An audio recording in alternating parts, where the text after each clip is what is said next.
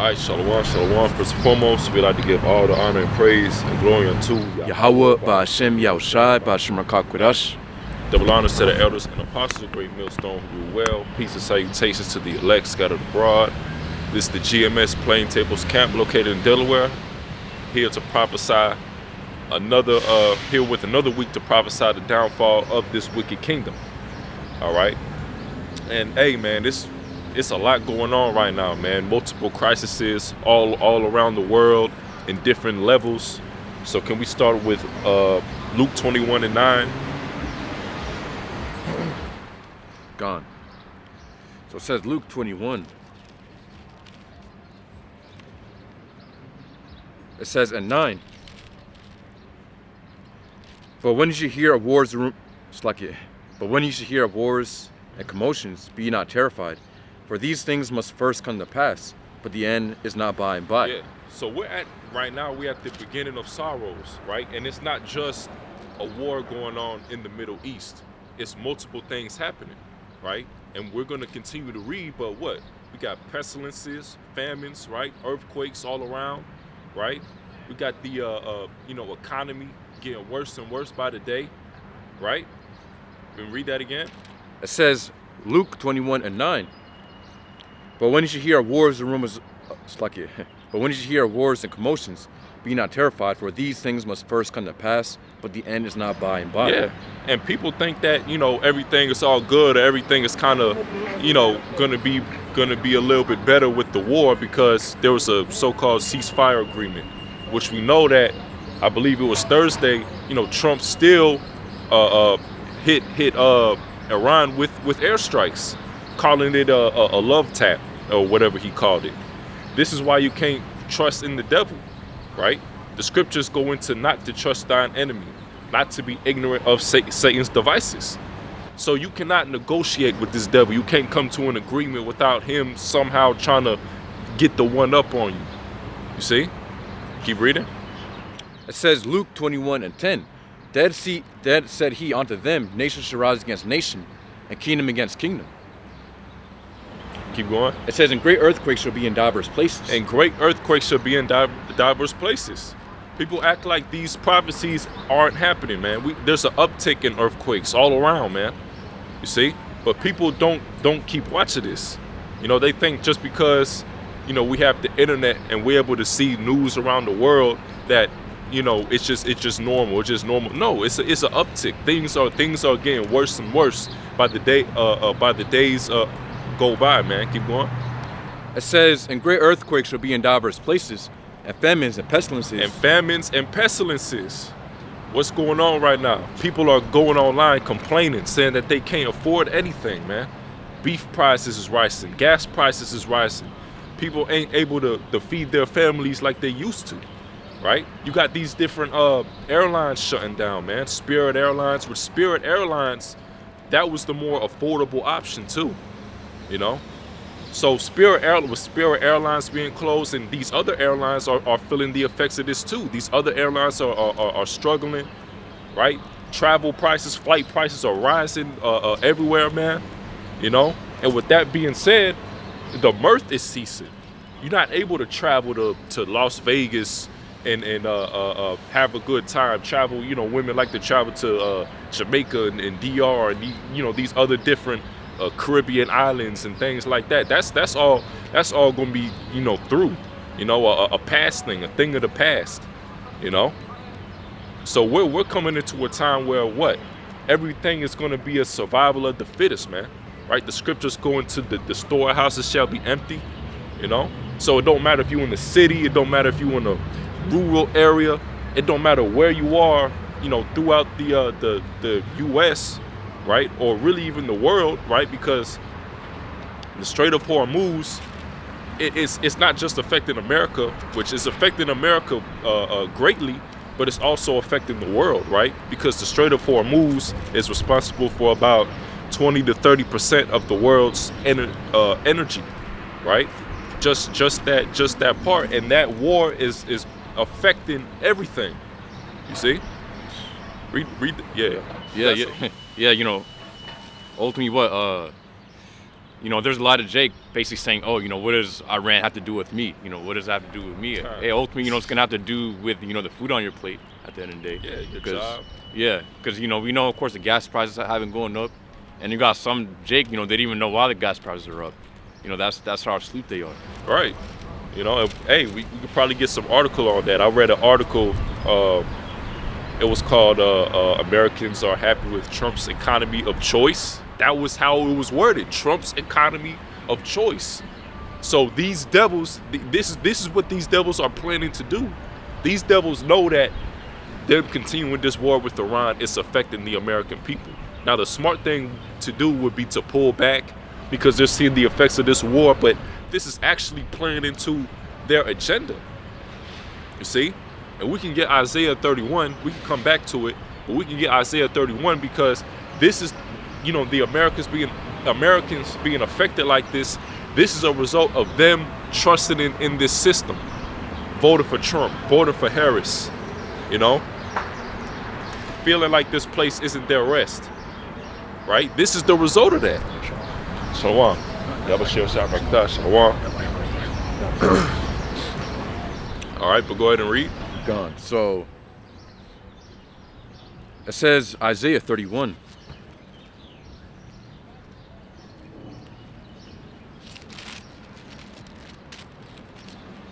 It says Isaiah 31:1. Woe to them that go down to Egypt for help, and stay on horses, and trust in chariots, because they are many, and in horsemen, because they are very strong. But they look not unto the Holy One of Israel, now they seek the Lord Yahweh. Yeah. So they were trusting in this system. This is why they're in the state that they're in, man. Voting for Trump, voting for Harris, right? But now look at this economy, And again, as I, just said, I did a lesson on I did a lesson on this article, and the article was Americans are unhappy with Trump's economy of choice. You see? So the smart thing for Trump to do, instead of keep going back and forth with Iran, is to pull back and make negotiation. But that's not the spirit of this devil. That's not what this devil wants. All right. What's prophesied is there's going to be an economic collapse. So these people that can't afford beef, that is going to the grocery store, seeing deli meat, can't afford deli meat. $25, 30 plus for a pack of deli meat. It's gonna get worse and worse. All right. Go ahead. Yeah. I mean, the food is. How long has the food been dead too? Yeah. They gotta. That's processed anyway. God. And it's probably been dead for like a month probably. Yeah. By the time they get to you, it gets processed, put chemical preservatives in it. Because all meat, once you kill it, it starts to decompose. So to put it on the shelf, they gotta color it. You gotta put some type of chemical in it to preserve the color and to preserve the rot, make sure it doesn't rot or collect fungus and bacteria that cause decay. Because the normal food, after a couple of days or a week, it starts to degrade and collect fungus and everything. But a lot of food, like if you go to Chick-fil-A, McDonald's, they've done experiments on it. Independent people, they'll get a McDonald's fries or sandwich or Chick-fil-A, and they'll store it for a long time, and many of the times they won't even collect any fungus or bacteria. It'll just be dehydrated. And that's not food. You're eating pretty much laboratory meat or chemically altered meat. Right. And even that food is rising. The Big Macs are a few more dollars than they used to be. Yeah, because people want more money for the same product. Yep. They want more money for the same product. That's why you have inflation. The government sets a price, and then people they want more money for the same product and service.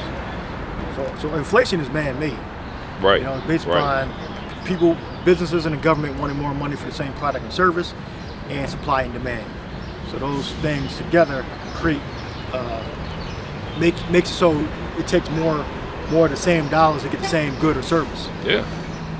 And really nobody should be out here, hungry, looking for food. It shouldn't be a hunger crisis, because a lot of these different restaurants, with when they are pretty much done cooking the food, Esau, he makes them throw the food away, like the remnants of food that's left. They make them throw them away instead of just giving them to the poor, the less fortunate, right? Go ahead. Yep. It says Isaiah, or I have some news on. It says Strait of Hormuz plus Trump economy news. It says Hormuz is still a pressure point. Around 20% of global oil and major LNG flows depend on that narrow passage. When it slows, energy prices move fast. It says oil prices jumped again after renewed U.S.-Iran fire in the Strait. Brent reportedly rose sharply during volatile trading, with some reports showing it near above $100 per barrel. Man, and that's Brent. It's affecting people's ability to travel to point A to point B. It's affecting the airlines, right? Again, Spirit Airlines being closed, all these different airlines being affected, right?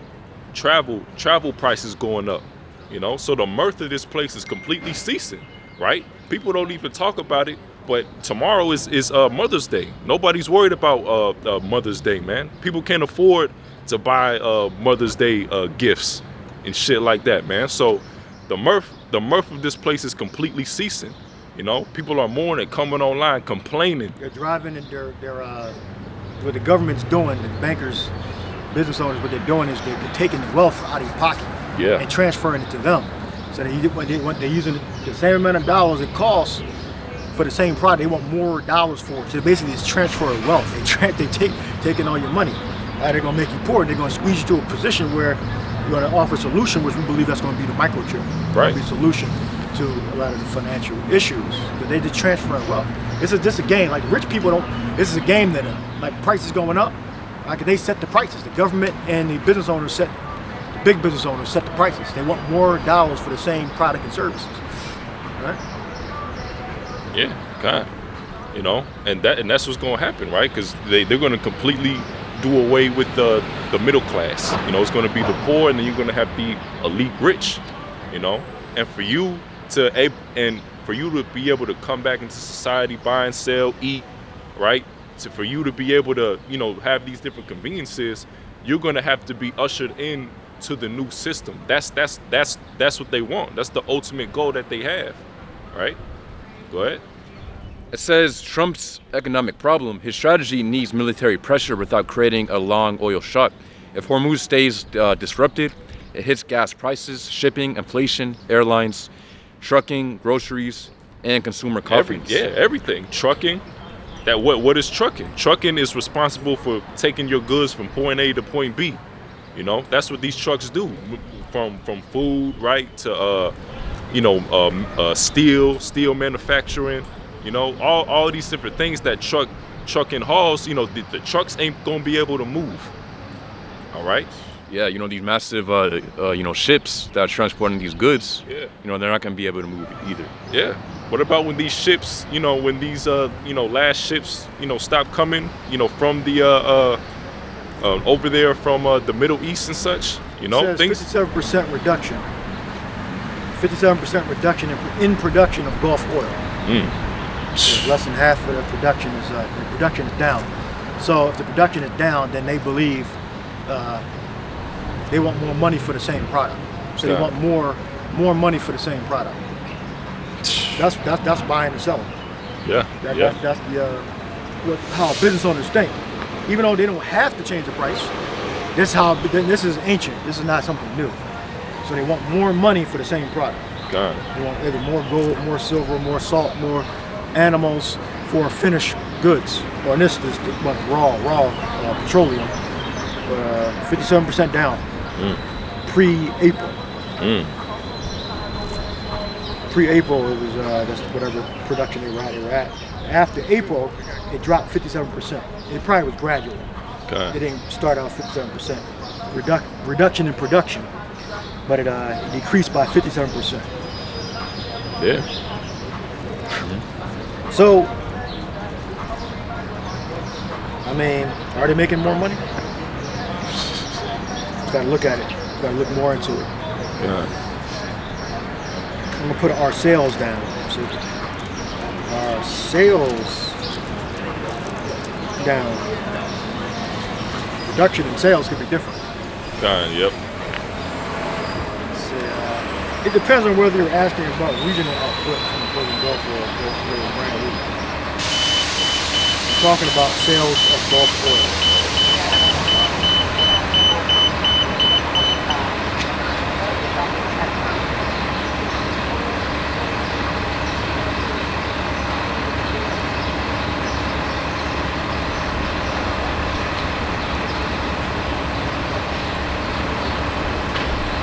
Says rising sales. Are sales up or down after April 2026?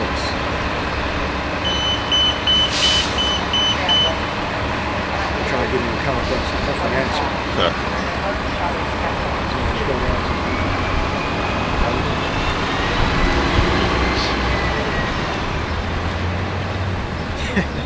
As of early May 2026, Gulf oil lubricants, no, not oil.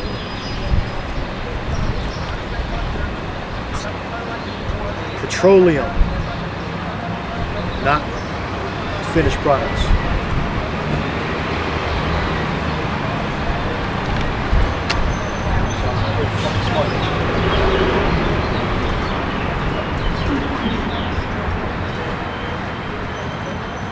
All right, so it's down.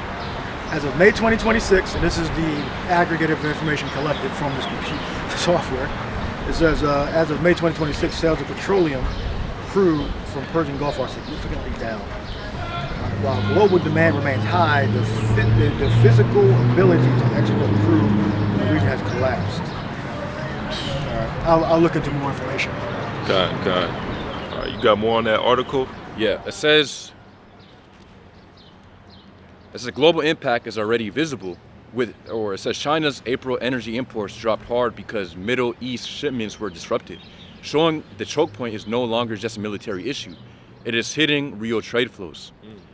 It says strategic trap. Iran can hurt the global economy by squeezing Hormuz, but Iran also bleeds revenue if oil exports stay blocked. The U.S. can pressure Iran militarily, but cannot absorb endless price spikes without domestic political costs. Yeah, so it says bottom line, Hormuz is where war becomes economics. Trump can look strong militarily, but if oil stays high and shipping remains unstable, the cost lands on households and businesses fast. So there you have it. So it's affecting the whole world, not even just Americans. I got some numbers here. Okay. It says petroleum sales, 25 million barrels per day, down to 9.7 barrels per day. So they are making less. They're making less money. Right. Not just about production, but actual sales. But you can drop production, even though they're gonna want more money, even if production drops. But the actual sales is actually down by 50% or 60%. Yeah. So they're actually making less money. God. So they're making less money. So we're seeing. Yeah, but they're not even real Muslims either. Those God, yeah. The Gulf people, those UAE, they apparently left the OPEC, right? UAE, Qatar, Bahrain, Arabia, they're freaks. They're free. They care about money. They care about making money with Esau, the so-called white man. Right. Even though, they don't believe in that damn religion. First of all, they're friends. They're in business with infidels and unbelievers that harbor is so-called Jays. So how can they really believe in their religion? Ain't supposed to have like kind of jihad or something like that on a devil that's not supposed to be there? But they're concerned about business. Yep. You know? Yeah. It's all Money. Money. The love business. of money is the root of all evil. Yeah. The love of money, not money itself. The love of money is the root of all evil. All right, so they can be fake ass Muslims, because this is a bullshit religion anyway. But they can be fake Muslims and get a pass because they're dealing with the devil. God. And eventually, they're gonna completely turn on Esau, because they're growing increasingly frustrated with Esau because of what's going on over there you know, messing up their business, messing up their, infrastructure, right? Because these different attacks that Iran is doing, it, you know, they're doing it on these different, on the terrain of these different Gulf states as well. You see? They the ones that's mostly getting attacked. Yeah, God. And they said UAE left OPEC, Oil Producing Nation Organization. So that's just probably just theater anyway. Yep. Because what they're going to set the oil at? They're going to set the oil cheaper? Like, what are they selling their fucking oil at? Right. So if they left, what does that mean? Are they selling the oil at a different price than everybody else selling it? I'll look it up. But a lot of this theater, what Yahweh Shai said, when you should sell she wars and commotions. Yep. Okay. That's the spirit. We read that too. Yep. Wars and commotions. Yeah. Yep. We can get it again. And you know, people leaving an organization could be just simply theater. I think it's Zion coming. I think. It says Luke. Yeah, Luke 21 and 9. It says, but when you hear of wars and commotions, be not terrified, for these things must first come to pass, but the end is not by and by. Yeah, look up commotions. So we still got prophecy to go through. We still got suffering to go through. Scripture said that through much suffering shall we enter into the kingdom, if we paraphrase it. Yep. So we got to deal with wherever it comes. Right. Yeah, we gotta, you know, deal with these times. You know, Isaiah 33:6, right? Our temptation, Jacob's trouble.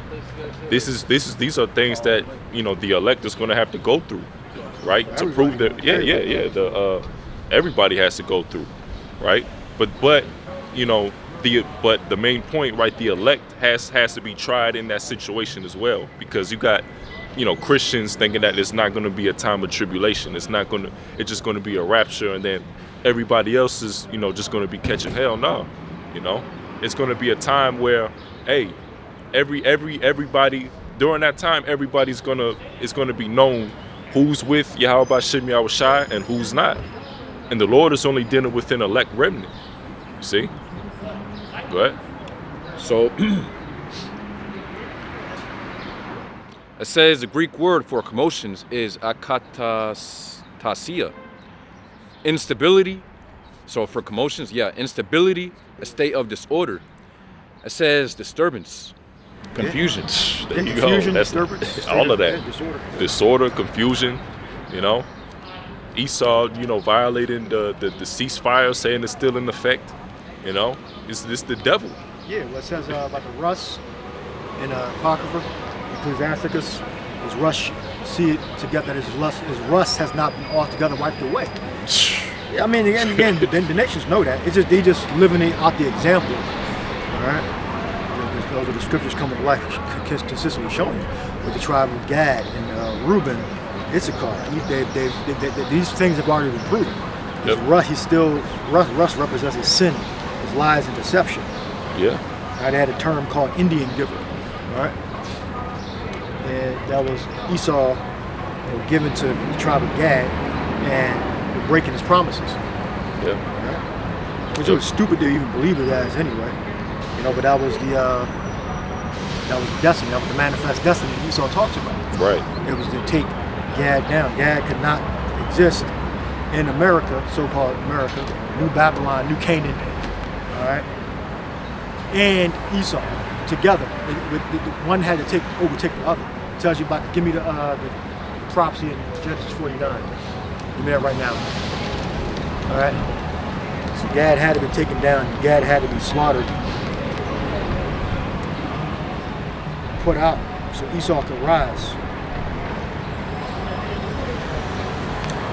And then give me Jacob, the explanation of the Jacob's hill, Esau's hill, 6 and 9, I believe, something around there. Second Ezra 6 and 9. Yeah. Gone. Go to the first verse first. Gone. And then go down to Gad. It says Genesis 49 and 1. It says, and Jacob called unto his sons and said, gather yourselves together, that I may tell you that which shall befall you in the last days. So going down to verse 19. It says, Gad, a troop shall overcome him, but he shall overcome at the last. He shall overcome at the last. The troop is what? Esau's army. Right. All right. His weapons, his horsemen, his Gatling gun, his machine guns. The reason why the Lord gave him that power so Gad could go down as a nation, because these two powers couldn't exist, because there was too much evidence that Gad was one of the tribes of Israel. So we had to, the curse had to overtake the tribe of Gad. All right. So all the tribes slowly, the curses overtook us. All right. Artifacts were hidden and buried, and now they're obscure. And Esau put his own education, his own doctrines, teachings over covered it up, literally covered the truth up. So now through the scriptures and the Holy Spirit, we able to go in like to the earth and find things out that Esau hid. Like you got the different stones, like the large lunar stone is one of them, which was Paleo-Hebrew, which means old Hebrew. It's different variations of Hebrew, but in a certain time period, the tribes over here were using a certain writing system. All right, and that was what was discovered, and that's what piece of evidence that Gad is one of the tribes of Israel. And overall, well, you got the book James there, but overall, it tells you that Gad came to the New World, all right, through in the Assyrian captivity. Right. More than likely during the time that the Assyrian Empire was on a decline.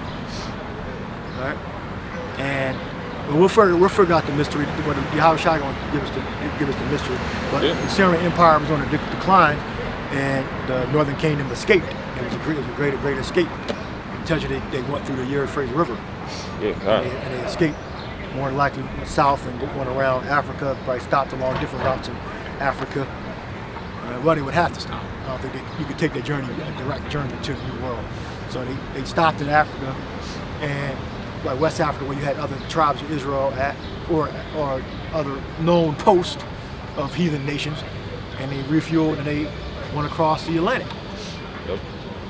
Right? But the tribe of Gad is not originally from the soil of Babylon, America, right, or Issachar, or Reuben, all right, all of them. The whole New World, so to speak, is not original inhabitants. There was nobody here. All right? They were all over in the east, right, in Asia, so to speak. All right? So that's the prophecy of the troop. The troop are the American military force that slaughtered Gad, all right, and abolished a lot of their culture. All right? And so much that it's even hard that they had a writing system that you don't even know that the Gad even has a writing system. All right? That's how perfect Esau's destruction was. All right? You'd have to point back to Hebrew. Yeah. All right? Yeah, I believe Cristobal Colon, when he came, he needed Hebrew interpreters, right? Right. And so I believe he even had a clue that they were actually the Israelites, according to the Bible, But Esau, of course, he's going to cover it up. Because one of Esau's things he does to say that you're not civilized, say you don't have a writing system. Right. All right. So you're not civil, you don't have a writing system, you don't have a way of communicating outside of words. It's the so-called symbols. That's the hierarchy of intelligence Esau uses to gauge whether you're fucking stupid or not. So. He had a lot to pay for. Look, if he can, devil at it. If he can cover this up, fucking piece of shit.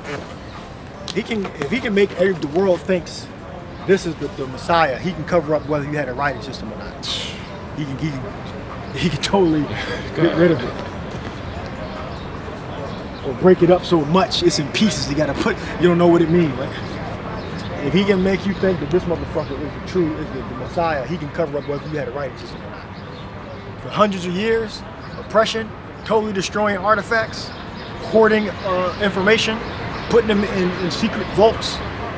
You know, if he can make this motherfucker come to life in 1400s, 1300s, right?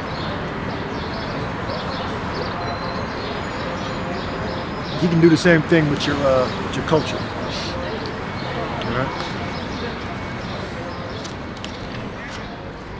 Go ahead. Yep. So this is the book of 2nd Ezra 6 and 7. It says, Then answered I and said, What shall be the parting asunder of the times? Or when shall be the end of the first and the beginning of it that followeth? And he said unto me, From Abraham unto Isaac, when Jacob and Esau were born of him. Genesis 27, Isaac blessing to Esau. Go Yep. ahead. Jacob's hand held first the heel of Esau, for Esau is the end of the world, and Jacob is the beginning of it that followeth. I mean, Esau is going to be ruling during the end. Okay, so if Esau is ruling during the end, that means the so-called white man has to be the Edomites. Can't be the Arabs, can't be the Chinese. All right, has to be the United States. In so much that they have their own people, have Moabites manufacturing microchips for America. Yeah. Shouldn't they be manufacturing their damn microchips for fucking China? They're fucking Moabites.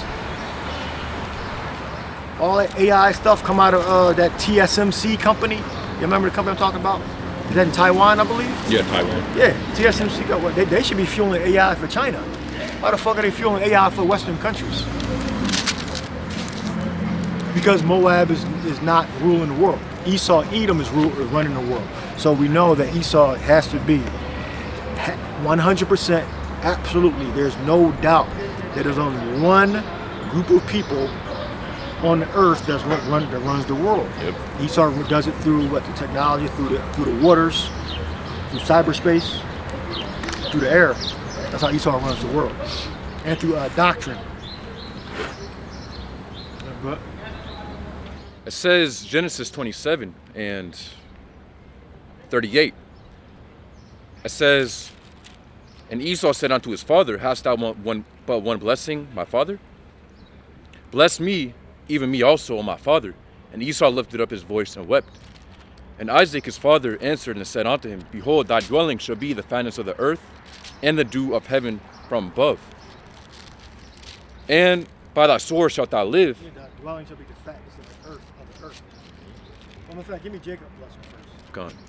It says Genesis 27 and Because Jacob supplanted Esau. All right. He got him the venison, I believe, right? It was deer meat, I believe. God. And he put rough garments on because Esau was hairy. Right. So he thought it was Esau. And he got him the venison. I don't know how he ended up getting it. Maybe he paid somebody. Jacob wasn't a hunter. Or maybe he became a hunter that day. Or the Lord delivered the deer into his hand. Yeah. Right. But he got the venison and put the rough garment on and deceived Isaac. And then Jacob got the blessing, because Jacob means supplanter. What? gone. It says Genesis 27 and 18. And he came unto his father and said, My father, my father, and he said, Here am I, who art thou, my son? And Jacob said unto his father, I am Esau thy firstborn. I have done according as thou biddest me. Arise, I pray thee, sit and eat of my venison, that thy soul may bless me. And Isaac said unto his son, How is it that thou hast found it so quickly, my son? And he said, Because the Lord Yahweh thy power brought it to me. And Isaac said unto Jacob, Come near, I pray thee, that I may feel thee, my son, whether thou be my very son Esau or not. And Jacob went near unto Isaac his father, and he felt him, and said, The voice of Jacob's voice, but the hands are the hands of Esau. So you could hear it. Okay. All right. And he discerned, so verse 23, it says, And he discerned him not, because his hands were hairy, as his brother Esau's hands, so he blessed him. And he said, Art thou my very son Esau? And he said, I am.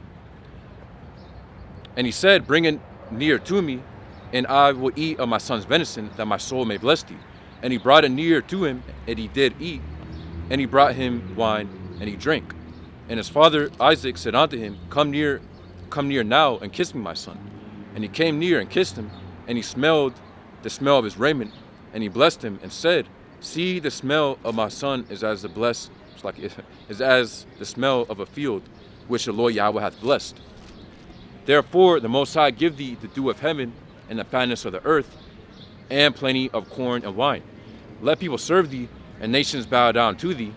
Be Lord over thy brethren, and let thy mother's sons bow down to thee. And so he's given the kingdom of heaven. He's given the earth, the dominion over the whole earth. So all the nations was going to serve Jacob, all right? Even though he believed that he was Esau. Because the firstborn is supposed to technically get the blessing. Even though Esau before that sold his birthright. Right. All right? I believe in the 26th chapter. Cursed be continue on verse 29.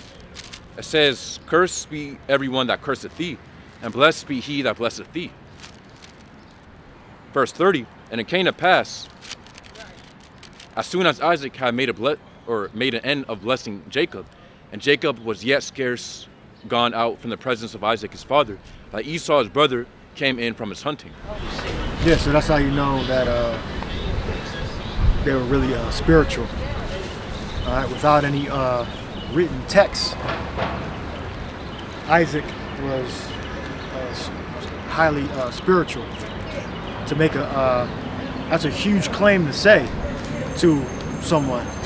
All right, so obviously Isaac was in communication with the Father and with angels to be able to make those statements like that, actual blessings like that, and for them to actually take effect in the future.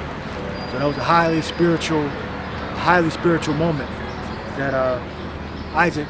So Isaac was greater than Abraham. All right, Isaac was greater. Then when Jacob received his blessing under the disguise of Esau, all right, Jacob is the father of the 12 tribes of Israel. Give me Esau. So basically, Jacob's blessing describes the kingdom of heaven. All nations serving Jacob. Esau, Edom, right now believes that's his blessing. It's not your blessing. Your blessing was given to Jacob. It was our rightful blessing. All right, it was our rightful blessing. All right, you didn't trick the Most High. All right, you deceived Isaac in the flesh, but you didn't trick the Most High. If you tricked the Most High Yahweh would have just overturned it. You know, it's like, oh, you tricked me, so now I got to go through with it. No, that was manifest destiny. All right. What happened with Jacob was manifest destiny. That's why Esau said the same thing about Gad. It was manifest destiny. And he was actually right. All right.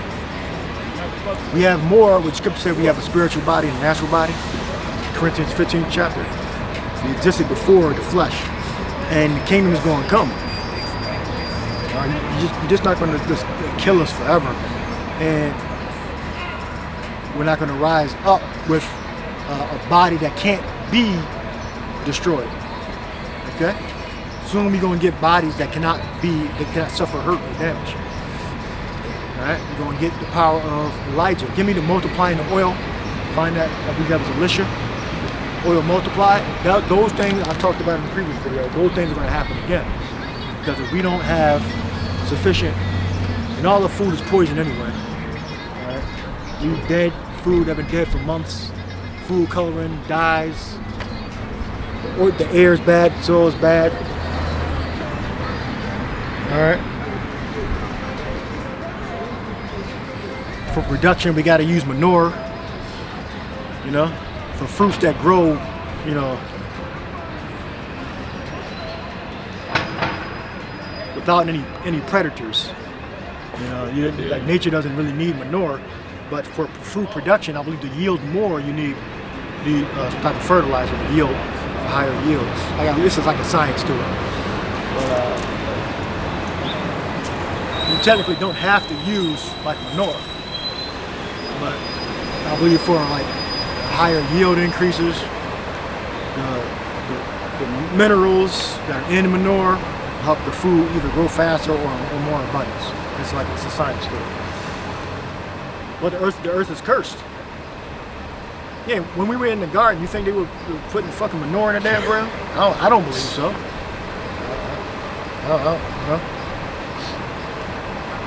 You know, fruit that just grew. Yeah, it just grew. You can eat it. You know, they have fruit that tastes like ice cream. They have fruit that tastes like steak, or like I heard not steak, not fruit, mushrooms, lion's mane. I saw this guy make it. He said it tastes like steak. It was a fruit that tastes like ice cream. Like, so Esau basically, he steals the earth, the natural flavors, and then just recreates it in other stuff. You know, that's the devil. And then they create, you know, chemicals that mimic the effects of herbs and patent it, and then get you, you know, hooked on it. You know, you gotta take it forever. You know. And we basically, our bodies are break down. We gotta take the food, the herbs, to bring us back to our natural state. The natural state is peace, perfection. All right. So when we take the herbs, we basically just reversing back to our natural state. All right. And it's food, you know. And what are we about to get?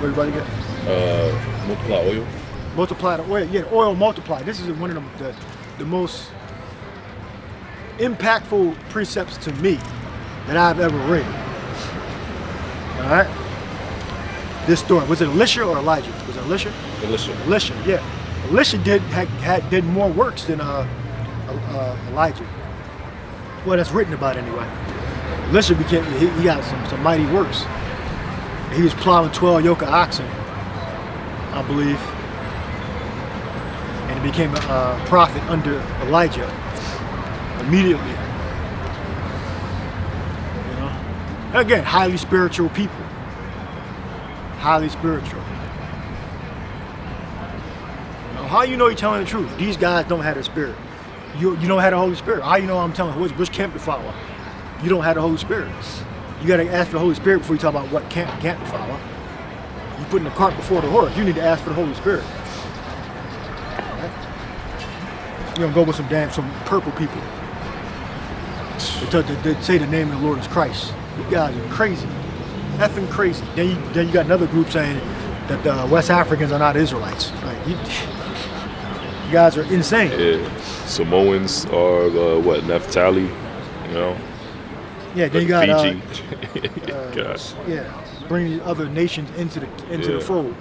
Amongst the Samoans, you have Israelites, but they're you can't look at the whole group and say, oh, they're Israelites. You can look at West Africans and say, okay, the majority of them are more than likely Israelites. You can't look at all the Samoans and say, oh, they're more than likely Israelites. You can't do that. All right. All right, go ahead. It says 2 Kings chapter 4 and 1. It says, now there cried a certain woman of the wives of the sons of the prophets unto Elisha, saying, thy servant my husband is dead. Sons of the prophets, the wife. So it's a widow. It's a widow, right? Yeah, widow. Yeah, so he might have been killed, or he might have died of old age, or died of a sickness. It doesn't say, but she was a widow of a prophet. Good. So that proves that there were more than the Bible mainly only speaks about like prophets that the Lord wanted to speak about. Others are hidden. All right. And the fact that we have 144,000 in the book of Revelation proves that there were thousands, hundreds of thousands of prophets. All right. But only certain ones were actually talked about and recorded in the scriptures. Like even amongst the 12, most of them are not even talked about, even though they have mighty works and great deeds and acts and showing incredible power, but they weren't even written about. Right? It says 2 Kings 4 and 1. Now there cried a certain woman of the wives of the sons of the prophets unto Elisha, saying, thy servant my husband is dead, and thou knowest that thy servant did fear the Lord Yahweh.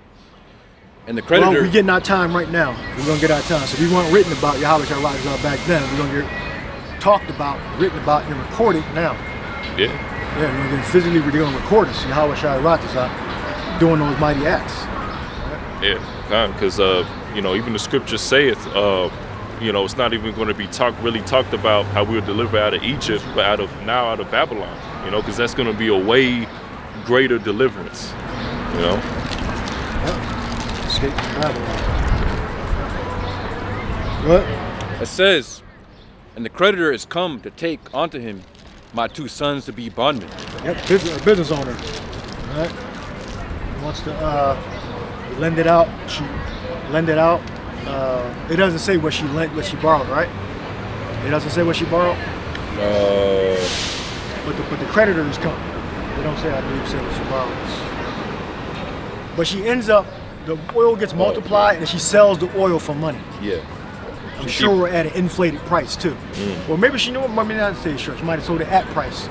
Because you remember, you don't have to sell it at an inflated price because of demand. You choose to do that. All right. Go ahead. It says 2 Kings 4:2.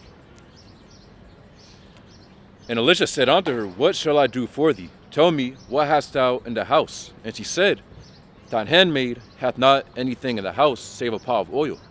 Then he said, Go borrow thee vessels abroad from, it says, of all thy neighbors, even empty vessels, borrow not a few. It says, And when thou art come in, thou shalt shut the door upon thee, and upon thy sons, and shall pour out into all those vessels, and thou shalt set aside that which is full. Yeah, read that again. Gone. It says 2 Kings chapter 4:4. She said she had oil. What she said she had. So what is in that house? Yeah, so save a pot of oil. She has a pot of oil, maybe actual pressed olive oil, not a Dutch mixed with other oils or chemicals to preserve it. Remember, back then you didn't have organic and non-organic. Back then, you just had you grew out of the earth, and everything was food. It was actual whole food, minimally not processed. You process it yourself, and that was with salt. Or process means you take it from the original form to anything else. So that chopping it up, that's a process. All right. Now what Esau does, he chops it up and then put chemicals in it to preserve it. All right. That's why we get so sick. All right. That's why we have rashes and colds, because of the process and because of the air and demonic spirits. Like the air is fucked up. Air is fucking you up. The water's fucking you up. The filter got parasites in the damn water. Fluoride in the water. You gotta get a filter. If you don't got a filter, try getting a filter. Hard water. You see that green film filming around certain faucets. All right. So you can get a filter for your shower. Get a filter for your shower. All right? So we're gonna have to have this power. All right. Because Yahweh Shai could lead us to a food store, or he can give us this power here. Oh, remember the breaking of the bread. Give me that. The bread and the fish. That was multiplied. These are miracles that we're going to have. Well, we had it back then. Remember, this is the last time, so this time is going to be amazing. The way we survive this persecution is going to be amazing. It's going to be like nothing else we ever experienced. Why? Because the scriptures say in Daniel 12th chapter, there's a time of trouble that was never like it. So that means how the Lord going to secure us is going to be like nothing else our ancestors ever experienced, that we ever experienced in our past life. What? It says 2 Kings chapter 4:2. And Elisha said unto her, What shall I do for thee? Tell me, what hast thou in the house? And she said, Thine handmaid hath not anything in the house, save a pot of oil. Pot of oil. What? Then he said, Go borrow thee vessels abroad from all thy neighbors, even empty vessels, borrow not a few. And when thou art come in, it's like it says, And when thou art come in, thou shalt shut the door upon thee and upon thy sons, and shalt pour out into all those vessels, and thou shalt set aside that which is full. So she went from him and shut the door.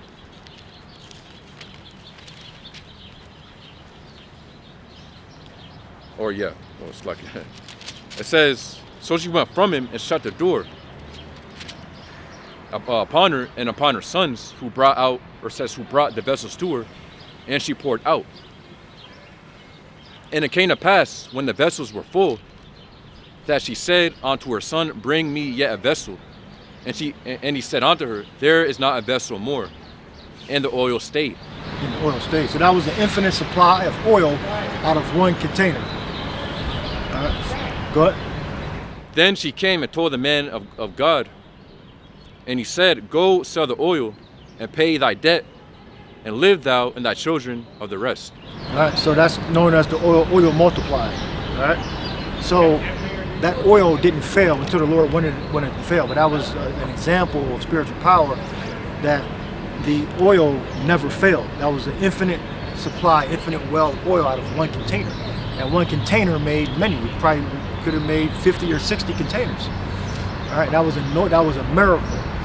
All right, so we don't have to worry about food. So knowing these things, then it talks about the ravens feeding Elijah also in previous books and chapters. We don't have to worry about food. We just got to worry about our faith and holding our integrity, not to resist, not to take the chip, to resist the chip, to resist the new currency, the new medium. Money can be exchanged for goods and services. All right, to resist, meaning reject it. All right, that new system. All right, which is the implantable microchip. All right. Was that it? Yeah. All right, go to Yahushua multiplying the bread and the fish example. Yep. So this is the book of Matthew 14, and I'll start at 13. It says, when Yahushua heard of it, he departed thence by ship into a desert place apart. And when the people had heard thereof, they followed him on foot out of the cities. And Yahushua went forth and saw a great multitude, and was moved with compassion toward them, and healed their sick. And when it was evening, his disciples came to him, saying, This is a desert place, and the time is now past. Send the multitude away, that they may go into the villages and buy themselves victuals. But Yahushua said unto them, They need not depart, give ye them to eat. And they say unto him, We have here but 5 loaves and 2 fishes. 5. So this is giving you exact numbers. Yep. It don't give you the numbers of the multitude, but it gives you the numbers of the bread. So 5 loaves and 2 fish. Remember, these were not polluted with mercury. This wasn't hybridized wheat or rye, whatever base they were using. All right. This wasn't wheat and rye that was contaminated with pesticides. And you can't get pesticides off of food by washing it. It soaks in to the active fabric of the fruit or vegetable. All right. I mean, not in this. Good. Now, verse 18, he said, Bring them hither to me. And he commanded the multitude to sit down on the grass, and took the 5 loaves and the 2 fishes, and looking up to heaven, he blessed and brake, and gave the loaves to his disciples, and the disciples to the multitude.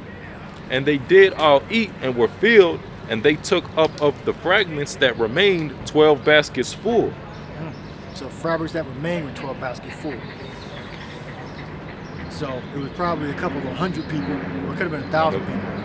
Yeah, it goes into it. Oh, no. Yep. Verse 21, it says, And they that had eaten were about 5,000 men.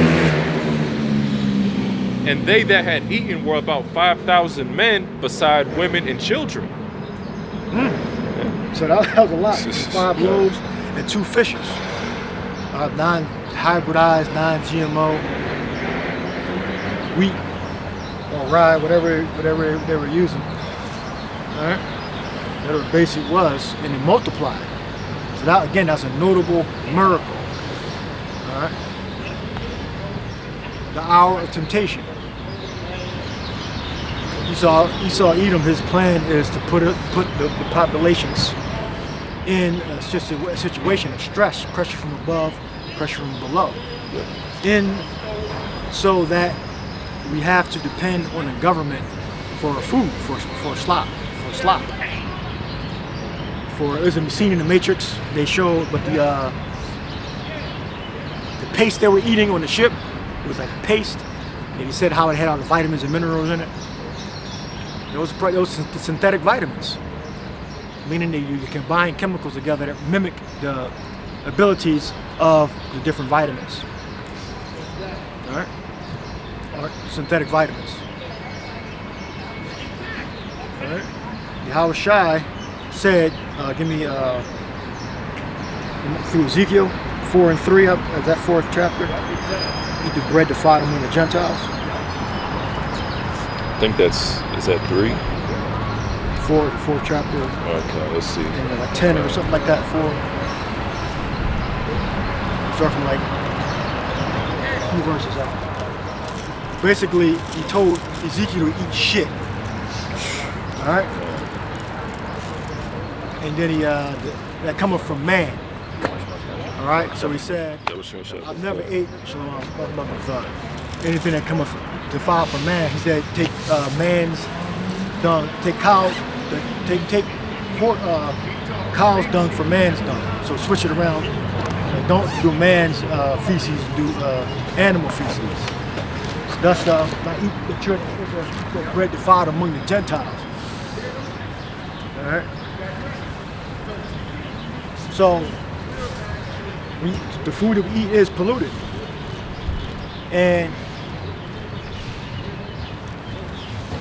Yahweh Shai also said that we should drink poison to live. All right. So we still that doesn't give you an excuse to eat like crap. Right. Because as you get older, that's gonna catch up to you. It's gonna start fucking you up. Right. So you gotta take care of yourself to choose the lesser of the evils, you know, or at least incorporate the high fiber content like beans into your diet. A lot of them too. There's a popcorn brand called Lesser Evil. Lesser evil. Yeah. Tell you, Is it GMO? Yeah, non-GMO. Non-GMO. It's actually a pretty good brand of popcorn. All right, go ahead. Yep. So this is the book of Ezekiel 4 and 9, and it says, "Take thou also unto the wheat, and barley and beans and lentils and millet and fitches." Remember, these are no pesticides, which means killing insects. Kill insects. All right, so it definitely is going to have. If it don't have an effect, it only affects insects. It'll affect you in some way. But then, 20 years later, you wonder why you got cancer. Wonder why you're losing your eyesight. Well, because you can't prove it that it's not harmful to humans when you're 20. So they say it's legal. They can put it in the. You know how many foods are banned out of overseas? Look that up. See how many foods are banned in Europe. American foods that are banned in Europe, in different countries. To get a rough statistic, it don't got to be a rough stat. How many foods are banned overseas? Yeah, for American products, American food products. Product is they produce it, not from the earth, but they change the state of it, process it, and add chemicals. All right, that should be akin to murder, but it's legal, right? But God. Ezekiel 4 and 9, "Take thou also unto thee wheat and barley and beans and lentils and millet and fitches, and put them in one vessel, and make thee bread thereof according to the number of the days that thou shalt lie upon thy side. 390 days shalt thou eat thereof.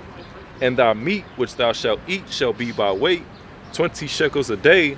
From time to time shalt thou eat it." It was said that Yahweh Shai's body was buried in earth. He rose on the 3rd day. So after the 3rd day, his body would start to stink, right? He started to decompose after the 3rd day. But he was resurrected before his body started to decompose. So that means flesh decomposes in about 3 days. So, so when we eat food in the store, if that food wasn't killed within 3 days, we know they did something to it to bring the life beyond 3 days. All right? Just saying. So all the food is fucked up. The food that we're eating is fucked up. You say yeah. Oh, yeah, I got something. You got something? Okay. Yeah. So I mean, we just read. Well, you about to read? You know, food. I'm explaining a lot. I want you to understand. All right. So the food that we're eating is defiled. We can look up the word defiled too. Go ahead. Yeah, verse 11. Thou shalt drink also water by measure, the sixth part of an hin, from time to time shalt thou drink, and thou shalt eat it as barley cakes, and thou shalt bake it with dung that cometh out of man in their sight. I guess it's like rice, and then you have like the beans and the lentils on top of it. The dung is like the rice, but together into a cake. And this is man's dung. Right? Verse 13. And the Lord said, even thus shall the children of Israel eat their defiled bread among... Well, he already switched it over to cow's dung. But go ahead, at this point. Go ahead. Yep, verse 13. And the Lord said, even thus shall the children of Israel eat their defiled bread among the Gentiles, whither I will drive them. Yeah. America, Southeast Asia, Southwest Asia, Africa, Europe, eating that defiled bread defiled among the Gentiles. Right? And even if you go to Europe and try to Africa where the food in Asia where food better, it's still defiled. All right, because the air is polluted and the soil is polluted. It's not at its full strength. Again, you have fruit that tastes like ice cream, mushrooms that apparently taste like steak and chicken. You know, actual fruit, but we don't know about it. A lot of them are tropical fruits. All right, tropical fruits that you can actually eat. All right, and animals that haven't been adulterated. All right, but again, then again, everything is still defiled. We just had to pick the lesser of the evils. All right, when you get sick, just pay attention to what you've been eating. Just catalog it. You've been eating this, and that. You kind of feel weird after it. Well, that's because what you ate probably going through a process. Yep. All right. And when you're sick, you have to eliminate. When you're really sick, you got to eliminate, and then add. If you're somewhat sick, you can kind of just add it to it. But if you're at a state where you're about to get really, really sick or contract some kind of disorder or disease, you have to start eliminating, especially meat. You got to go vegan for a while, all right? And all the meat that you get, it's been dead more than 3 days. So, well, I mean, not all. I'm not a butcher expert, but if you had it more than 3 days, they definitely had to do something to keep it alive because it's going to start to stink after 3 days, after a couple days. So that's you slaughtering it right there, and it's still bad, you know. And then chicken, the chicken is they say chicken is worse than pork, but you ain't supposed to eat pork anyway. That's not it's not a clean animal. All right. Now you can get free range and all that, but those are gonna be more expensive. Just bless the food and eat the best you can, or I guess don't think about it, and keep your fiber high. Right? But when Esau, bring that chip out and then try to push you to eat some type of fucking paste or MRE, meal ready to eat, I think that's during the time where it started to switch over from like organic to what we got now. Is during the one of the wars. Because before then, you didn't have like refrigerators. I think in World War I don't think you had refrigerators. Then I think when they invented that process for refrigeration, or discovered it, I should say, and put it together. That's when they started to preserve foods. Started to develop, like science started to develop chemicals to put in food to make it last longer. I think it probably started in the military, to get food out to soldiers. Go ahead. Yep. Verse 14. Then said I, Lord Yahweh, behold, my soul hath not been polluted, for from my youth up even till now have I not eaten of that which dieth of itself, or is torn in pieces, neither came there abominable flesh into my mouth. Then he said unto me, Lo, I have given thee cow's dung for man's dung, and thou shalt prepare thy bread therewith. Moreover, he said unto me, Son of man, behold, I will break the staff of bread in Jerusalem, and they shall eat bread by weight and with care, and they shall drink water by measure and with astonishment, that they may want bread and water and be astonished one with another. Yeah, famine. Y'all try to talk about a famine, and they had to reduce the quality of eating. All right, basically, say you're gonna make you eat like shit. That was gonna be the punishment. All right.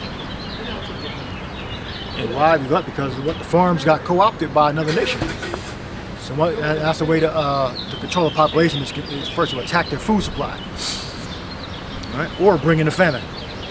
Right. So one of the two happened, or both happened. Well, when the Babylonians came, yeah, they had large acres and acres of farms, you know, flesh and fruit and vegetables. So when the army marched on you, they marched into the fields and then hold the fields. So you would have to either meet them with the army and had a battle up there to protect your farmland. So when the Babylonians came, when the Assyrians came, Babylonians came, that's an easy way to besiege a city is to attack their food. Yeah. Go ahead. That was it? Yeah, that was the last, 17. I'll just read it. That they may want bread and water and be astonished one with another and consume away for their iniquity. Consume away, yeah. So their farms got co-opted, and or Yahushua called for a famine. Foods. So, numerous American foods are restricted or banned in other countries, particularly in the European Union, UK, Japan, and Australia, due to their strict regulations on synthetic dyes preserving the growth hormones. Some examples, major examples, include Mountain Dew, Fruit Loops, stovetop stuffing, many U.S. dairy/meat products containing artificial additives like BBO, BHT, or RBGH, which I believe is a growth hormone. Ritz crackers and Pillsbury products restricted or banned in parts of Europe due to trans fat and dough conditions like arzoditicum. Our Pringles wasn't even really chips. Oh yeah, that's. It's like a powder or something. Yeah. Pressed together.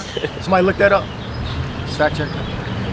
Yeah, I don't know how to say this word, but it's crazy. Like, they say that, right? If you can't read the instruction, or if you can't read the ingredients, you know what the fuck really is it? It's a laboratory. Yeah. Made in the laboratory. Scientists put it together. Food scientists. But the food scientists shouldn't be in a fucking laboratory. Yep.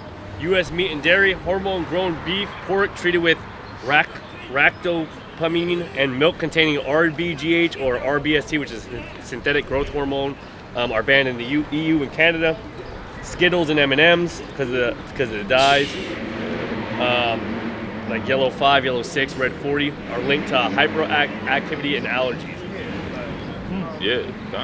You'll be surprised if you travel to the UK how many brands that they don't actually have, or even like you eat fast food at McDonald's or anything like that, the burgers taste different, you know.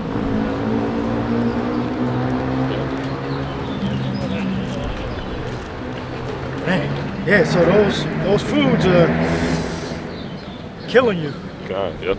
So don't make it a habit. And if you did, you know, I'm guilty of that. So you got to get off that wagon and You just try to do better, yep. learn to suffer a little bit. Yeah. Incorporate and then eliminate. Yep. Yeah, a lot of times you'll have to eliminate it altogether because Esau puts them addicting chemicals in it to make you keep coming back and having them cravings for it. Yeah. So the goal really is to try to eliminate the craving as much as bananas, possible. I mean, are seeds in, when the last y'all bought bananas? Yeah. Do they got seeds in them? Nah, bananas. I mean, they're I think supposed they're like to. super small. Like Yeah, you can't but- even like micro seeds. Yeah. They're not supposed to be that small, right? No, they're supposed to be big. Like Yeah. The regular ones, not the organic ones. yeah, The regular ones I haven't bought bananas in a while, so I don't remember paying attention to them. Yeah, seeds in them. Yeah. they're just I like mean, super small. Like yeah. you literally can't even see it. If I'm not mistaken, the original bananas actually have like visible seeds in them. Yeah, they actually have that you can see. Like, yeah. I think, well, what is it, Genesis 1 and 29? Is that 1 and 29? The Genesis? What's that about the? Yeah. It says yes, bananas have tiny, undeveloped seeds. It says, oh yeah, that's it. Yeah, it says modern grocery bananas are mostly seedless because they are grown by cloning from shoots, not from seeds. But technically they still do have seeds, but It it's like depends on what brand you get. Yeah, so Yeah. this is what bananas Chiquita are is basically the most popular in America, really right? supposed Chiquita? to look like. yeah, it's Yeah, everywhere. those are wild Yeah, bananas, those right? are real, yeah. Yeah, so we basically eating hybridized, those. Hey. Thus the children of Israel eat defiled bread amongst the Gentiles. And of course, they can't prove it has no effect on you immediately. But then when you get sick, you can't, we don't know. We don't know why you got sick. We don't know why you got a cold, why you got a runny nose. Well, the air is fucking demonic. The soil is demonic. It's evil. All right? And then we got the food scientists actually altering the genetics of the fruit and vegetable. Yeah. You know, they got the peppers. You know, you can eat a pepper. A pepper has more vitamin C than an orange, or at least equivalent. You know, but they produce they advertise oranges being the vitamin C king. You eat a whole pepper. Just wash it off and you bite it like eat it like an apple. Yep. I do it not all the time. I thought of recently doing it again. But I used to do it all the time. Now I just buy it like $2. Well, stuffed pepper is a good little meal too. Just put some ground beef in pepper, stuffed pepper. Heat that up. Inside of it? Or Yeah, just cut it up and just eat it? Yeah, stuffed pepper, yeah. A little dish, some ground beef, some cheese, some green pepper. Well, green is the least developed. Oh yeah. The least developed. You pick that first. I think the red is the most developed. If I'm not mistaken. It goes through the different colors. From the American pepper, where it come from? It might come from Mexico actually. But a lot of our food come from Mexico and other countries. So Yeah, red being the sweetest. yeah, I think it's left on the vine the longest. So it's naturally, I think it's going to have more. It's going to have more nutrition if it's on there. They say that too. A lot of times when you get your fresh fruits, they pick that stuff early, and then it ripens over time rather than being ripened on, the plant or the. Because the life cycle. Yeah. They want to preserve the life cycle. Yeah. So if you pick it more closer to its ripe cycle, it has more benefits. But then the shelf life is a lot less. So they'll pull that shit early, and then ripen it over time. Like that. Well, it's at the. That's why they say sometimes fresh or frozen vegetables and frozen fruits kind of have a little bit more benefits because they'll pull them a little bit more on the riper cycle, but then they immediately freeze them. So, but the best, the most nutrient efficient is right from the ripeness, right from the tree or whatever, from the bush, vine. Yeah. Bush, vine, tree.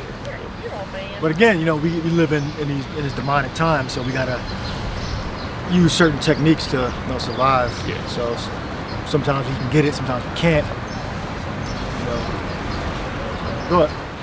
You want Genesis 1:29? Yeah, 129. Yep, this is Genesis 1:29 says, "And God said, Behold, I have given you every herb bearing seed, which is upon the face of all the earth, and every tree in the which is the fruit of a tree yielding seed. To you it shall be for meat." Fruit. So that don't mean eat poison ivy. All right. God. It has a use. We may have forgot what use is it for, but it has a use. It may not be for eating. It may be topical. Maybe for something else. But fruit, seed. Read it again. Read the whole thing. Yep. It says Genesis 1:29 says, and the power said, "Behold, I have given you every herb bearing seed, which is upon the face of all the earth, and every tree in the which is the fruit of a tree yielding seed. To you it shall be for meat." For me, that's when we were vegetarians. Then we have Leviticus 11th chapter. All right. It talks about clean and unclean animals. All right. Go ahead. Is there more? Oh wait, yeah. Verse 30. "And every beast of the earth, and every fowl of the air, to everything that creepeth upon the earth, wherein there is life, I have also given every green herb for meat, and it was so." Read it again for a second. Genesis 1:29 says, "And power said, Behold, I have given you every herb bearing seed, which is upon the face of all the earth, and every tree in the which is the fruit of a tree yielding seed. To you it shall be for meat." That was 30? That was 29. This is verse 30. "And to every beast of the earth, and to every fowl of the air, and to everything that creepeth upon the earth, wherein there is life, I have given every green herb for meat." And it was so. All right. You know what I mean? That which is clean. All right. Now, what did you have, valuable? Yeah, Leviticus 11 also. What did you have before that? You had something before that? Yeah, just a little bit of info on poison ivy. I mean, it has ecological value, even if it's bad for human skin. Yeah, so things like wildlife food, soil protection, habitat. Yeah, it's a cycle. So, yeah. Animals eat it, right? Yep. Go ahead. Yeah, so it says possible. Well, yeah, native or ecosystem rule. In North America, it belongs in the natural food web. Removing all of it could reduce food sources for wildlife. So, has a use. Yeah. So it has a use, yeah. So, yeah, and we lost like most of the knowledge of it, but we're going to get it back. We're going to get it back in the kingdom. The kingdom is going to bring us back the knowledge. And hey, during when the persecution increases, we get to that point, the Lord going to give us some of the knowledge back. All right. Oil going to be multiplied. The bread going to be. We're not going to have to worry about food if we're of the elect. All right. We're not going to have to worry about food. We don't need Esau's food. Yahushua can create it for us, like he did in the past with Yahushua himself and Elisha. And with Elijah, the ravens brought him food. We don't have to worry about eating Esau's so-called nutritional paste. It's soylent green. All right. So yeah, Leviticus 11. You want to say something? I got something too. I'm not sure the factual of this, but it does say historical uses for poison ivy. It says indigenous people, including the Meskwaki, Ojibwe, and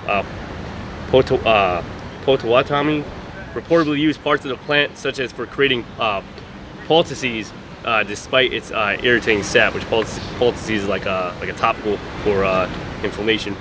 It's like a cloth that you make out of plant material. Inflammation. It says poultice is applied to the body to release soreness and inflammation, and kept in place with a cloth. So it says it was used for that despite its irritating sap. All right, yeah, so it has a use. Yeah. I got some. Which fucking these assholes that talk about marijuana, it's a plant, it's of the earth. That's hybrid, genetically modified. Yeah, and it's not a plant that's meant to be smoked either. Tobacco's the same way. Tobacco's a plant too, but then they put all those crazy chemicals in there, and then you're smoking it. It's not how tobacco is meant to be used. So it's the coca plant. Yeah, smoking causes fucking cancer, right? Yep. That's like saying freaking, chicken is, it's a animal that you can eat it. I'm not gonna inject fucking chicken meat into my bloodstream. Like that's not how you're supposed to ingest chicken. You're supposed to ingest fucking it, through your Right. system this way. Just like you wouldn't ingest marijuana by smoking it. Yeah, or even you got poisonous berries. You wouldn't just eat it. Yeah, certain birds can eat those berries, poisonous berries. Yep. That might be high in cyanide or something like that. So, I'm sure it's a process you can take it through. I'm not sure, but a process you can take it through to make it edible or have some use to it. But you lost that knowledge. But you're gonna get it back. Now you gonna read Leviticus or? Gone. It says Leviticus 11:1. And Lord Yahweh spake unto Moses and to Aaron, saying unto them, Speak unto the children of Israel, saying, These are the beasts which ye shall eat among all the beasts that are on the earth. Whosoever or whatsoever parteth the hoof is cloven-footed, and cheweth the cud among the beasts, that shall ye eat. Nevertheless, these shall ye not eat of them that chew the cud, or of them that divide the hoof, as a camel, because he cheweth the cud, but divideth not the hoof. He is unclean unto you. And the coney, because he sheweth the cud, but divided not the hoof, he is unclean unto you. And the hare, because he sheweth the cud, but divided not the hoof, he is unclean unto you. Now look up the word clean in that chapter. Clean. There's not. I don't believe the word is kosher. That's a different word. I don't think the word kosher is in the Bible. But you can fact check that if you want. But whatever word clean is there. I think I looked this up years ago. So the proper word would be clean. Technically not kosher. It may be an equivalent word, I'm not sure. But the word that's used in the scriptures, well, it tells you that Noah, when Noah said, is that get the account of Noah. It was clean and unclean. Because before Leviticus, Noah, it was 7 by 7 was for clean beast. The unclean was 2 by 2 or 1 by 1, something like that.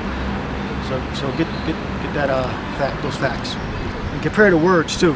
For clean, if they both show up, I believe the words both show up in Genesis and Leviticus. I believe the word clean is showing up. See what the words are. And compare them. So we gotta be in so the situation that we're in. What the scriptures tell you that though we walk through the valley of the shadow of death. All right, though we walk through the valley of the shadow of death. All right, so that means death is right behind us. It's inside, depending on where the sun is. Death is all around us, 360 degrees. All right, the revolution of the sun. Go, you got it? Gone. So it says, the Hebrew word is tahawar. Tahawar, tahar, or tahawar, tahawar. Root is probably tahar, right? Gone. Tahar. Yeah, root, but tahawar there. So it says, Leviticus? Leviticus, that's verse 37. And that's tahawar. What's read the definition and go to what it says in the clean animals, unclean animals. The clean animals in Noah time.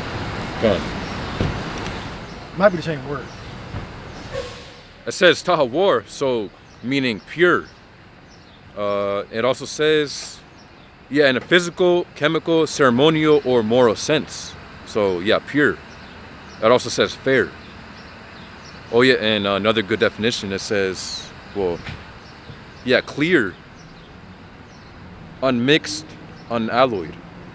So it also goes into other scriptures used as lab or lab tahawar, a pure heart. So it says in a Levitical sense, as opposed to unclean, polluted. It says hence applied to animals used in food. All right. So no shrimp, no crabs. All right. They don't have fins or scales. All right. Now, what's the word in Genesis for clean? Go. Specifically, Noah's animals, the ark animals. Good. It says Genesis 1 and 2, of every clean beast thou shalt take to thee by sevens. It says the male and his female, and of beasts that are not clean by two, the male and his female. So the Hebrew word is tahawar, meaning pure. It also goes into clear, opposite to filthy. Opposite to filthy. Yeah. Now remember back then you had put always sick into this preset into the search, always sick. Epaphroditus, or it might have been another Greek Israelite. One of Paul's writings. Is it that show up? Not like that exactly. No, not like that. I can't spell it. But it was a Israelite, a Greek Israelite that was sickly. Because he had spirits So, Ephesians says we wrestle not against the 6th chapter. We wrestle not against flesh and blood, but against principalities.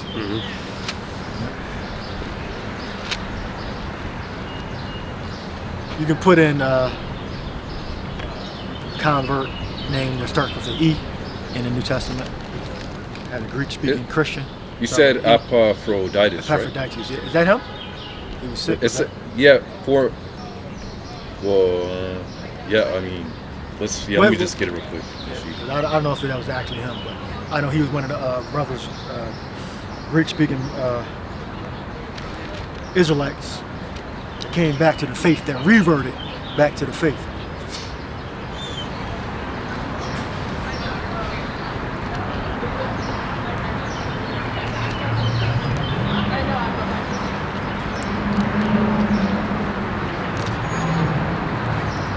And then we'll wrap up.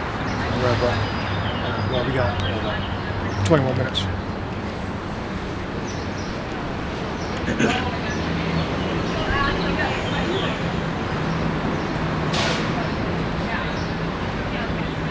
So my point was that we back then you didn't have not organic foods. Everything came from like the earth, you know, and people were still getting sick. Right? People always got sick. Isaac started to lose his eyesight. But so Esau and Jacob said it was time to got to bury their father, so they had to bury Isaac. Yeah, well, Esau and Jacob buried Isaac. the quality of life was, a lot longer. The longevity was there, oftentimes. You know what I mean? Okay. Yeah. But the way life is, you have your youth, and then you wither away, just like everything. Everything kind of has its seasons where it has its life, it's bigger, and then it withers away. It loses its value. It's a cycle. It's a cycle. Yeah. We're designed to die. Yep. But the thing is like freaking the way it was back then versus the way it is now. Yep. Exactly. But now now that there's a lot more sickness, right? I mean now we're and then with so-called modern medicine, you learn to live with a lot of the sickness that really you didn't have to freaking deal with back then, But there's a lot of sickness that we deal with on the day-to-day that wasn't probably a thing back then. But remember that hunter they're talking about now on that ship. Oh yeah. They might do the same thing again, or it could just be just a ship. But I don't know if it's gonna work this time, because I don't know if it's gonna work. Well, unless they want to use it as an uprising of the people, maybe that's what they want. Maybe they want more people, because I don't know if the people want to, I don't know, they're gonna probably fucking lash out. Everyone's they might use it somewhat to bring in the implant. Yeah. That'd be better. Hopefully they do that. But and people getting sick on a cruise ship is not unusual. Yeah, right. Like this shit is it's not amazing. Yeah, I think they say a bunch of people got sick on the ship. Cruise ships are known for freaking having a crazy amount of sickness on them, actually. You get things like malaria and stuff like that, shit like that. You always have like digestive issues and stuff like that. Diarrheas and stuff. That's all stuff that you typically get on a fucking cruise ship. Yeah, but they want to exaggerate and create stuff. That's Esau's part of Esau's witchcraft. You got it. Mm-hmm. It says Philippians 2:25. It says, "Yet I suppose it necessary to send you," it says Epaphroditus, my brother, and companion in labor, and fellow soldier, but your messenger, and he that ministered to my wants. For he longed after you all, and was full of heaviness, because he had heard that he had been sick. For indeed he was sick nigh unto death, but the Most High had mercy on him. Not on him only, but on me also, lest I should have sorrow upon sorrow. Yeah, so click on his name, it should probably give you the same description. You click on his name. Epaphroditus. Yeah, so he was sick. So that was with organic food. So he got spirits attacking him. Or he may have been eating only a certain type of food, but been lacking other like nutrition, and then that disease was able to invade his body, or he was just getting attacked by spirits, because spirits do make you sick. Yep. The scripture said we wrestle against not against flesh and blood, but against spiritual wickedness in high places. Go ahead, just give you a description. It says, meaning it says are lovely and associate with Paul in the ministry. So I guess when you go deeper, it says the name means belonging to Aphrodite or favored slash charming. Aphrodite is goddess of love. Yeah, Aphrodite, yeah. But it doesn't tell you that about him being sick. It just tells you what it means. Yeah, it just says an associate with Paul in the ministry. See how Blue Letter fucks up? They could at least told you, because this is the only person that's mentioned like that, in that manner, all right? Amongst the Greek converts, the Israelites that reverted back to their natural state, all right? With the knowledge of Yahweh Shai. All right? So, Yahweh Shai gave us what to talk about medicines out of the earth, right? Prayer, right? Prayer above all. Yep. All right? And Yahweh Shai will give us the. And the thing is, you can choose to have your diet mainly consistent, and it's really about the pleasure factor. It's a theory about that we do everything for pleasure.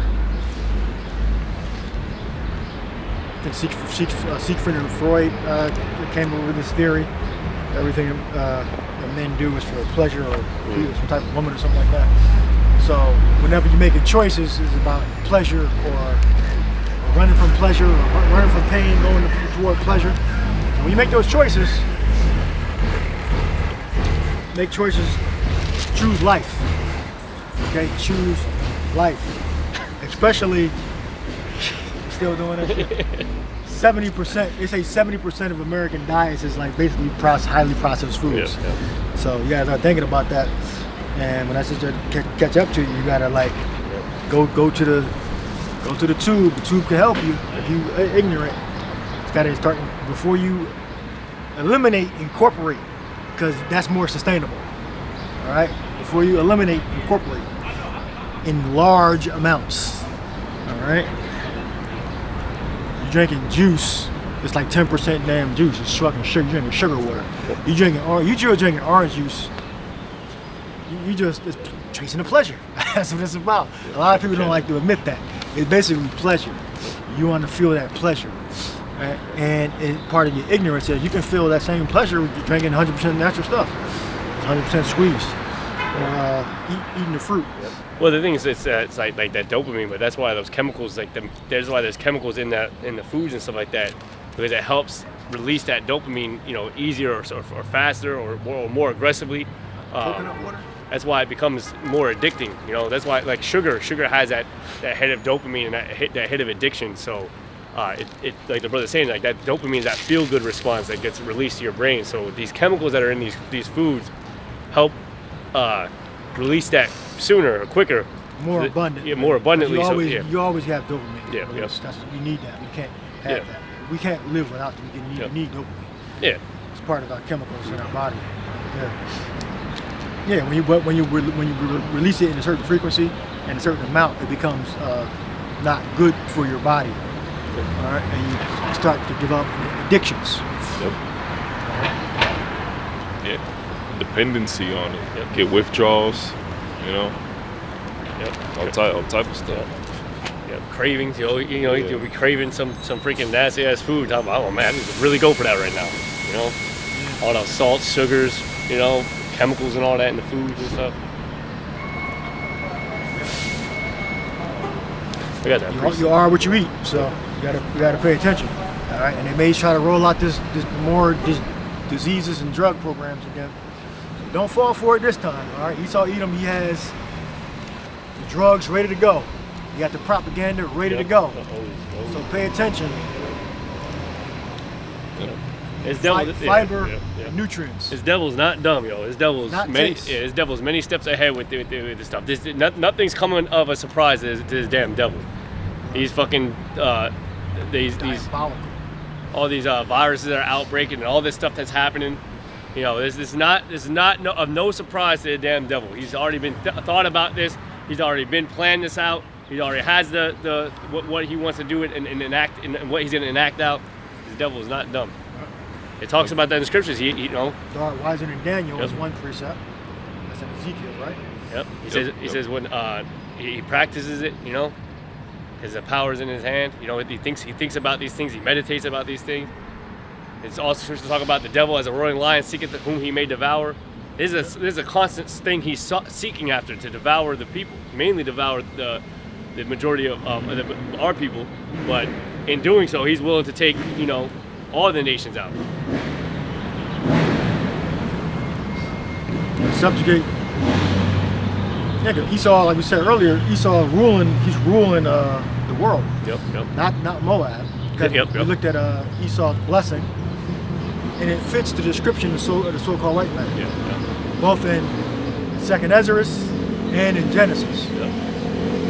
And in Ezekiel, it fits Esau in the so-called white man. Was to kill the population down to 500 million, anyways.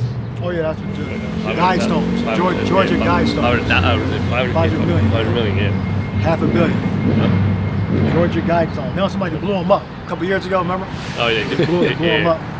They had to take them down. So they were trying to hide it. There was no footage. They had a car driving away. Oh yeah, I do remember that. I Yeah, fucking remember that. Yeah. Blew them up. Yeah. Nobody knows who put them there. Like, come on, who the fuck? Yeah, exactly. Yeah. See, that's how Esau, he can hide. He can lie that you didn't have a writing system. Well, he fucking destroyed your culture, replaced it with English and Spanish and Portuguese. He stole all your artifacts. It made you not even care about it. So when you were born, you just forgot. You never even knew. Yeah. Oh, you don't. Oh, because that's how I mentioned earlier. That's how Esau gauges whether you're a savage or not. If you don't have a writing system. Right. But they have no writing system.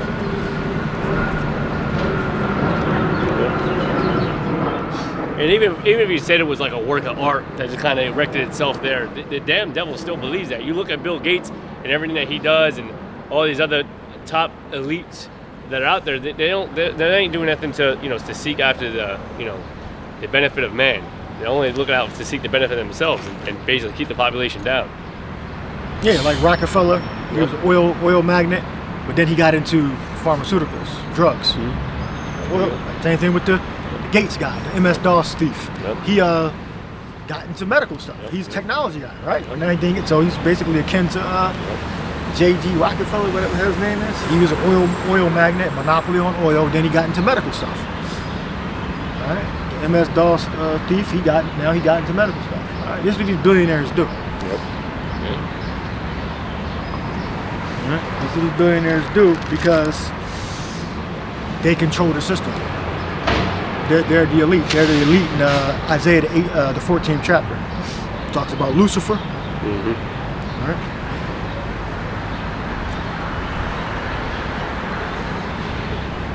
Whose works are in the dark. You say, who seeth us?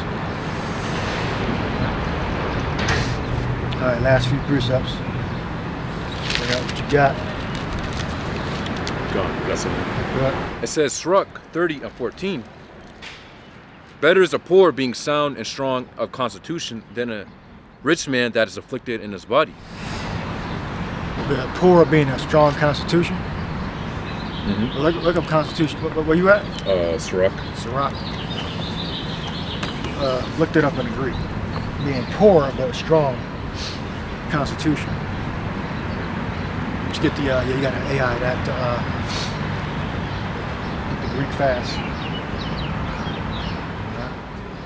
They aren't wiser than Daniel, well, because Esau had the ability to put software together, to create software on off to bring information together very quickly. And aggregate, because AI is an aggregate of information. What? Gone. So it says hexis. The Greek behind constitution is exis.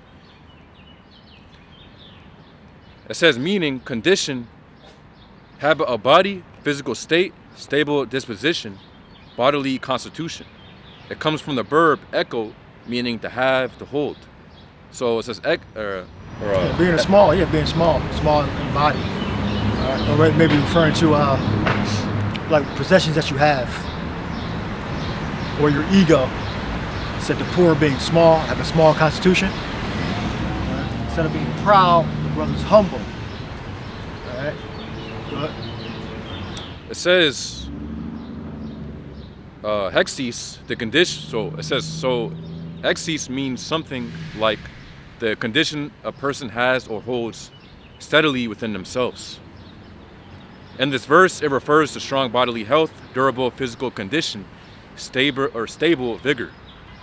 Not a constitution like a legal document, more like a sound physical makeup or a healthy bodily state. All right. So it described it as small. All right, go back to the verse.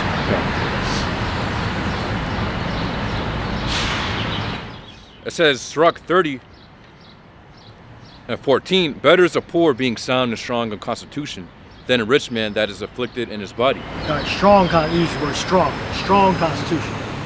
Then rich. Yeah. So being poor but having good health, but being rich and having bad health. Yeah. So he's saying, so the moral is that it's money isn't everything. All right, money is nothing without your health. All right, money is nothing without your health. All right. It says, verse 15. Job was a good example. Job. Right. What? Gone. It says Sirach 30 and 15. It says health and good estate. A body are above all gold, and a strong body above infinite wealth. Oh, yeah. Oh, he just said it, yeah. That's what it said. I didn't know it said it yet. Same thing. Strong body. Right. Yeah, because if you complaining every day about stuff wrong with your eyes, your back hurt, your knees hurt, you know, it means less. You start you would want to pay more of what you have to get in good health. Yeah. Hard issues. But Satan himself said, heaps upon heaps. Give me that precept. All a man have will he give for his life. Satan told you that. Don't mean you should make Satan your teacher, but Satan told you the truth right there. All right? But Job wouldn't give it. In general, when like wicked men, they'll actually do that. They'll say, well, they'll do anything, you know, to even sell their soul. But if it's money, yeah, I can see it. If I can pay money, yeah, I'll pay the money. And there's no strings attached on the back end, yeah, then I'll pay the money. Because normally when Satan gives you stuff, there's strings attached to the back end. Yep. But if it was just a change of money, yeah, the normal person would just pay the money to be in good health. Mm-hmm. All right? But no strings attached on the back end. I mean, sometimes it's just simply as fucking being in debt. You know, some of these medical treatments that can do you good come with a hefty price tag. You know, that puts you in debt to the medical industry.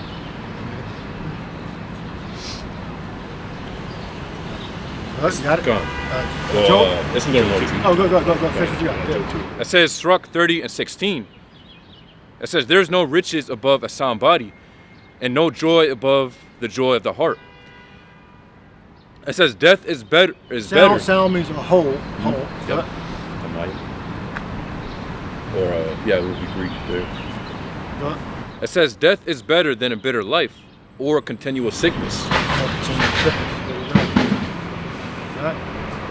So in the hospitals make you keep you in their system. What? So they can continue to sell you their drugs.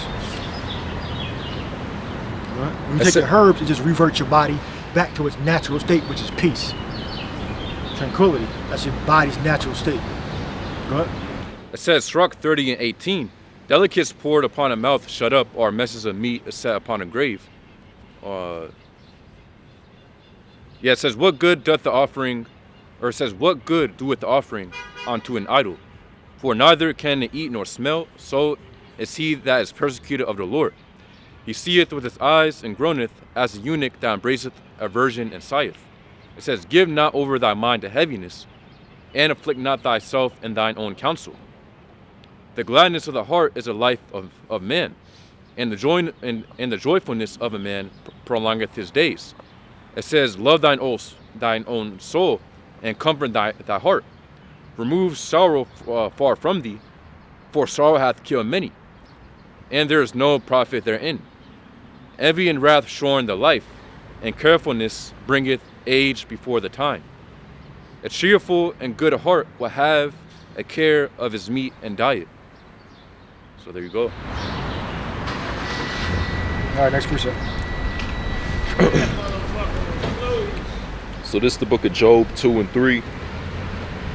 It says, and the Lord said unto Satan, hast thou considered my servant Job, that there is none like him in the earth, a perfect and an upright man, one that feareth Yahweh and escheweth evil, and still he holdeth fast his integrity, although thou movest me against him to destroy him without cause.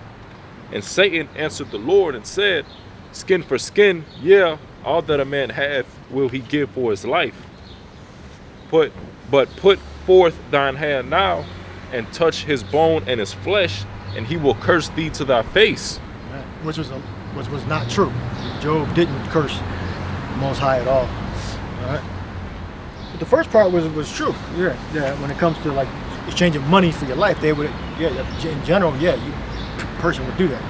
They to be in good health is the best state to be in good health. All right. Because money doesn't mean anything if you're not in good health. It means less. Being in good health that's why when we get to the kingdom, there's going to be no sickness whatsoever. The kingdom of heaven is going to be no sickness amongst the Israelites whatsoever. Clean, absolutely pure, clean. That was it there. You have precept you want to bring out? I got one. This is real quick. Sirach 38:4. Let me jump down. It says, Yahweh hath created medicines out of the earth, and he that is wise will not abhor them. Verse 14, jumping down, it says, for they shall also pray unto the Lord, that he will prosper that which they give for ease and remedy to prolong life. Look at that. To prolong life. And it's part of the prayers too. So it's not only the herbs and out of the earth that are medicine, but the prayer as well.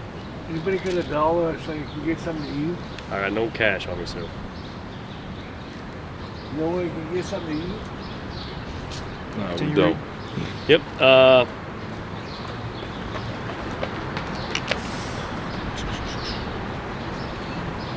Get Jeremiah 50 and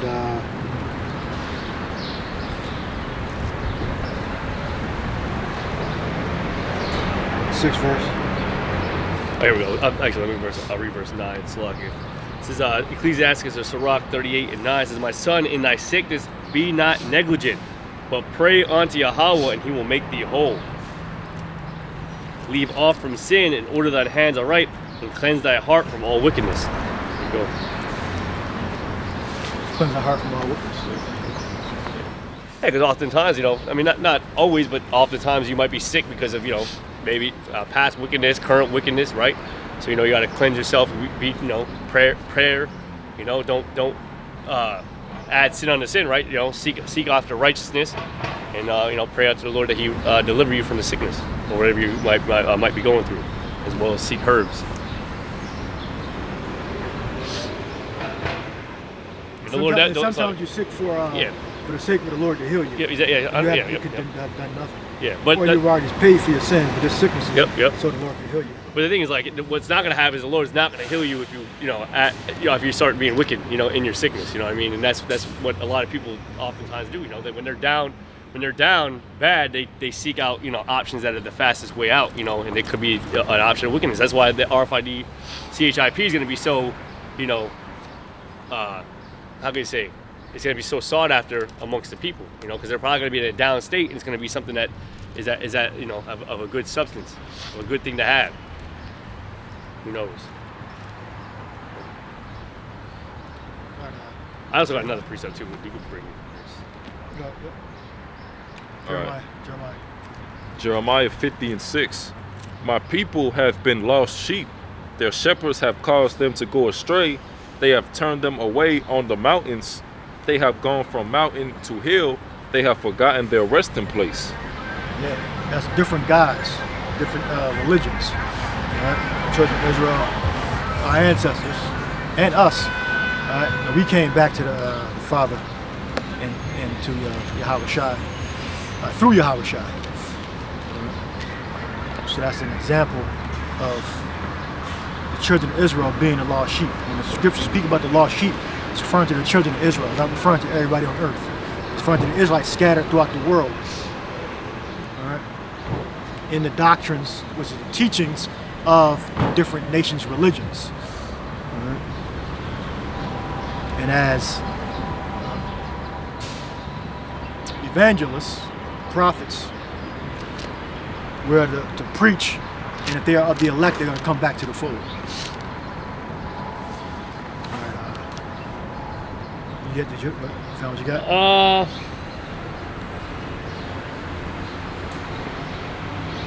Yeah, I guess I'll make it real quick. This is Sirach 11 and 25.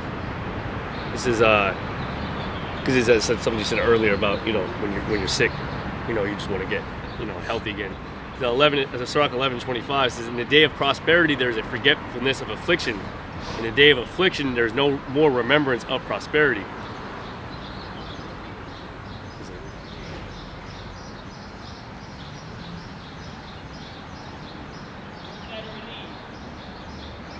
That was the scripture? Yes, yeah. Oh, read it, say it again. So Sirach 11:25 says, "In the day of prosperity, there is a forgetfulness of affliction. In the day of affliction, there is no remembrance of prosperity." Affliction can come in many ways, but being afflicted through sickness, you know, especially when you're in a serious sickness, you know, you're not really thinking about, you know, the prosperity. You're thinking about how, you know, how can I get better? You know, you're thinking about how down you are. You know, and it's on the opposite. That's why that's that saying, like, normalcy bias. Like, when you're whole and you're feeling great, like, you don't really think about affliction. You don't really think about the things that you would lose or the things that could happen to you, because you're just so living in your pleasures, you're living in your prosperity. You know, so. And when that sickness comes, man, like, how many brothers be sick? They be thinking, man, I gotta fucking wait till I feel better. Like, you know, like, when I don't got this congestion no more, I don't got this terrible cough no more, I don't got this massive headache no more. You know, all you're thinking about is that, you know, trying to be, you know, whole again. You know. All right, we'll wrap it up here. All right, shalom. I'll see you next week. Shalom.